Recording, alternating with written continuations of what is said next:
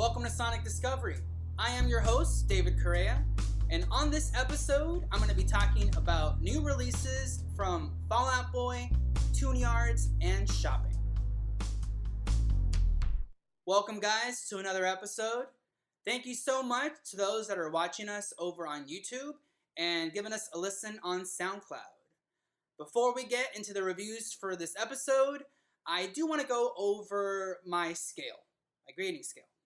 So here we go from 10 to 0. 10 meaning that this is an amazing album. This is perfect, classic. You guys need to check this out. And 0, why did they even bother making this? Going into this first album, we're going to be talking about the newest release from Out Boy. This is called Mania. It's a little weird too because just the way the name is spaced out, there's like a lot of gaps in the name, so I don't really know what they're really going for with that. But this is album number 7 for the band. You guys imagine 7 albums into Out Boy. I would have not thought that back when I was in college. This is being released through Island Records, which has been their label since they had their major debut with the album From Under the Cork Tree, which had the hits Sugar We're Going Down, Dance Dance, and then, they've released tons of albums since then. They took a little bit of a break, and then they came back with their new releases. The most recent one they had in 2015 was American Beauty / American Psycho. They've started off as an emo pop punk band, and how now really morphed into more of a pop rock band and throwing in different influences all throughout their albums. Patrick Stump is the vocalist, guitarist, main songwriter, Pete Wentz, bassist, lyricist, and then we also have Joe Tremaine on lead guitar and Andy Hurley on drums. This album was delayed. It was supposed to be released last year in September, but the band just didn't feel that it was right. So here it is, released in January, and I guess they needed to put more of those EDM sounds into this album, because right off the bat, you have the song Young and Menace, which, if you're a big Out Boy fan, may piss you off a little bit. I know I've never really been a big fan of the band, so it didn't really bother me. But if you are, I'm just warning you. I mean, you probably already heard the song, but when you hear Patrick's chopped up vocal in the chorus, it's going to make some people cringe. But I thought it was okay. I thought at least it had a lot of energy to the song. I do kind of like the drums that come in on the chorus. But yeah, those drops, the bass drops, were a little annoying. Here, they're just talking about living life to the fullest, being young and reckless. Then moving into Champion. Now this is a really catchy song. It has a good beat behind it, and I can totally hear this being played in some large, stadium, like sporting event. It just has that kind of feel to it. On this song, occasionally they have like little breaks where you can hear the guitar and the drums because, they got to remind you, they're still a band. Then we go into Stay Frosty Royal Milk Tea. This one is another high energy song with more of that EDM influence. So there's some processing stuff going on Patrick's voice, which again might annoy some fans. And this one's just, talking about that sometimes you are the thing that is standing in your way from finding success. Hold Me Tight or Don't is one that's getting a lot of play right now on pop radio because of its dance hall sound to the beat of the song. This one has him pleading for his love to either stick around with him or not. This one also kind of had this little whistle melody on it that kind of was a little annoying to me, and I'm sure that if you hear it a lot more, it's going to get a lot more annoying. But then we go into some songs that I actually really enjoyed. The Last of the Real Ones, I thought this was a pretty good cross of pop and rock. You still have the modern production, but you can still kind of hear the band, buried under all that production. So it kind of comes out a little bit. And this one's about him not wanting to leave this girl because she just happens to be one of the last real ones. And the other one I really enjoyed was Wilson, Expensive Mistake, which, again, similar thing with the last one, very polished in the production, but yet the band, presence really comes through. This one has the most emo line, at least for me, in the whole album. I'll start wearing black when they make a darker color. And just the way Patrick delivers that line in his way, I thought that was probably one of the most enjoyable moments for me. Then we go into some other songs, like Church has a very big sound. This has, again, more modern production, a big bass groove. And on here, he's basically saying that he's going to put all of his faith in this girl because he's hoping that she's going to make things better for him. Heaven's Gate has a similar vibe going on with its power ballad sound. And this one probably gives us Patrick's best vocal take on the album. On here, he's saying he needs a little help to get into heaven because right now, it doesn't really seem to compare enough to the girl that he's seeing in front of him. Sunshine Riptide featuring Burna Boy. I didn't really enjoy this song, but I will give it to them for trying out something different. There's more of that dance hall feel going on this track. And then we close it off with Bishop's Knife Trick, which is a mid-tempo closer. Here, he's just basically saying that he keeps coming back to the same place because he just feels comfortable in it. Again, if you're a big fan of the band, you're probably going to hate about half of this.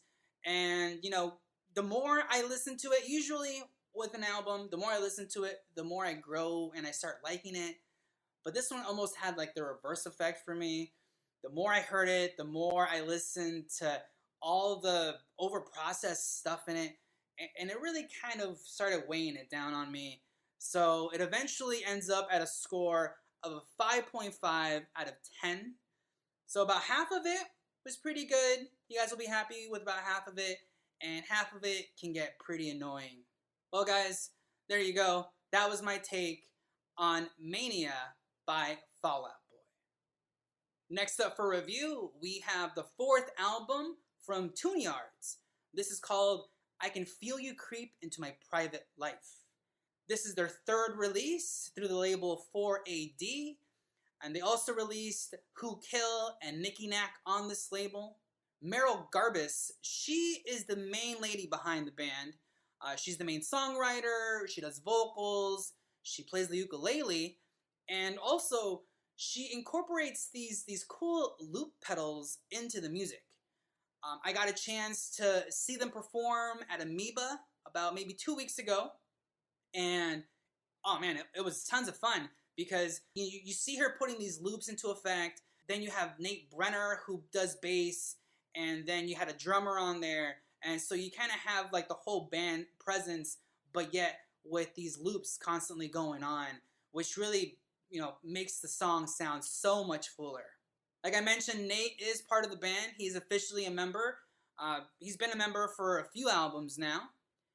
And on this release, they touch on a lot of different topics when it comes to lyrics. Mostly, they kind of stick it around a political theme. And also, Meryl addresses her white privilege in quite a few songs. Now, I enjoyed this fact because, I feel that it's something that needs to be talked about, and it's cool that she's acknowledging this, but I just don't know how it's really gonna sit with her audience, just because I'm going to assume that most of them are white. So we'll see. Something that does set this album a little apart from the others is the hooks. So Meryl's gotten a lot better at writing songs that are instantly catchy and has a hook that can grab you, like the opening track, Heart Attack. This at first starts off with these piano chords that one of them sounds a little off to me, sounds a little dissonant, but then the hand claps come in, and then later we get a great groove on the bass, instantly catchy. On here, she's also referencing the anxiety of what you might be feeling living in America today.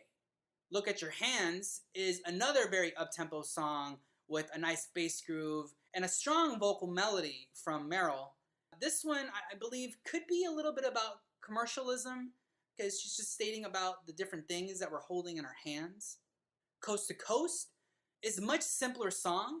Here, the tempo is at a mid-tempo. There's bass, there's keys, and here she directly talks to those people that are trying to tear apart her country. ABC 123 is another up-tempo, catchy song with more of a bass presence.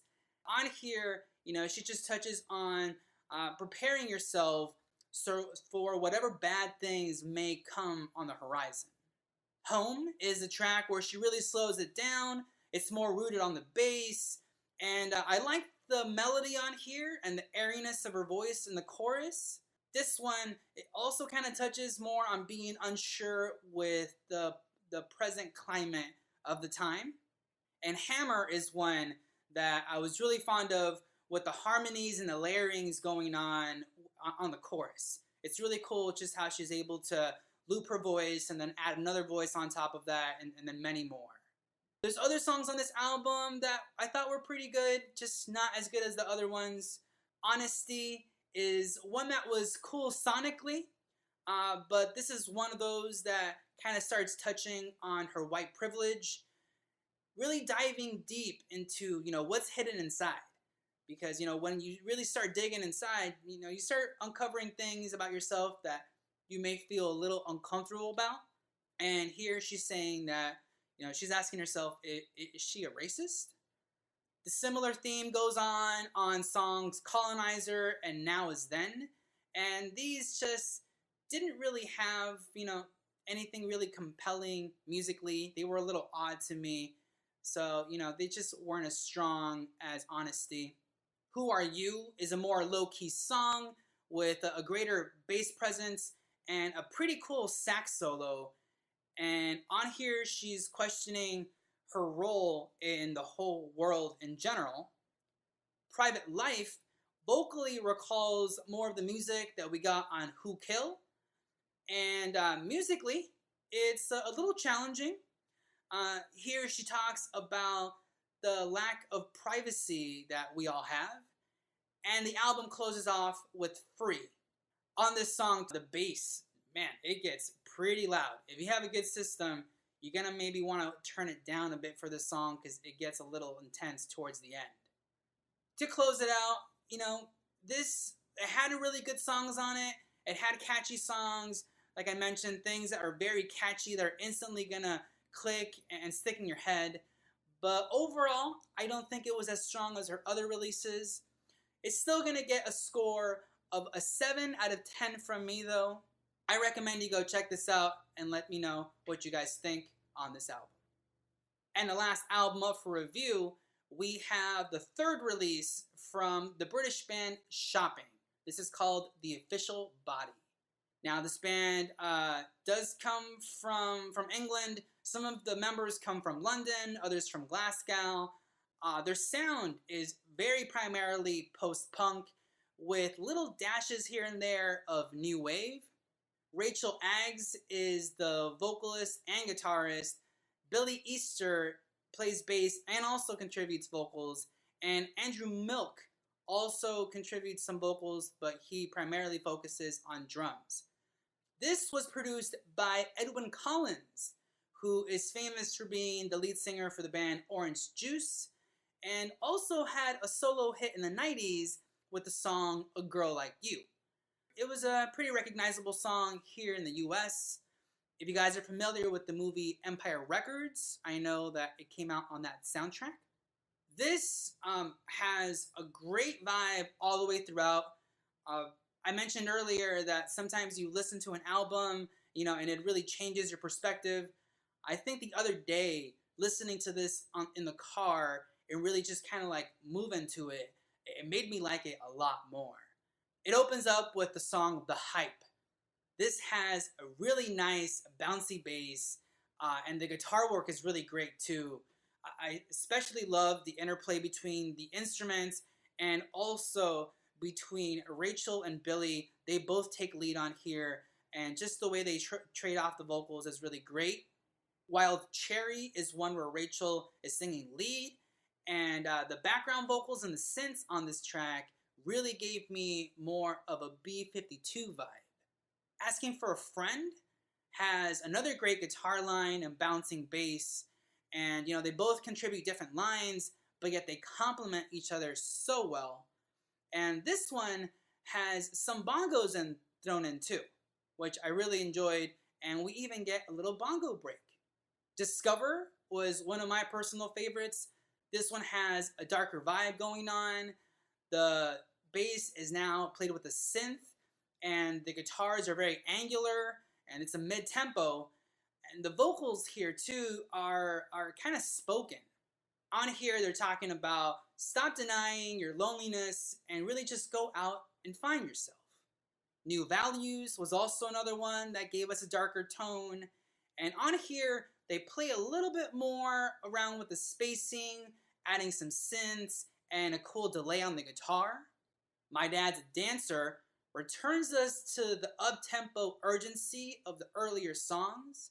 Then the album closes out with Overtime, which also kind of gives us the same type of up-tempo vibe. Not really providing anything new, but just a nice way to close it out.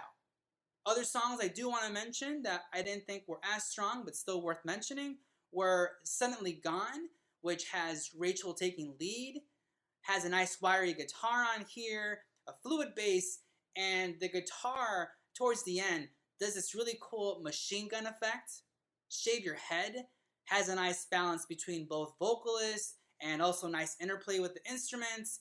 And Control Yourself, which has a slower tempo and a darker tone, but this one really changes halfway through. We first have it like that as Billy's doing his vocal, but then Rachel comes in and the song suddenly speeds up a lot more. This album really grew on me, like I mentioned before, and I am going to give it a score of an 8 out of 10, so I recommend you guys go check this one out. Well guys, there we close out another episode. If you liked what you saw, then please make sure to push the like button below, or also subscribe for the next episode. On the next one, we're going to be talking about albums from Porches, First Aid Kit, and Sir.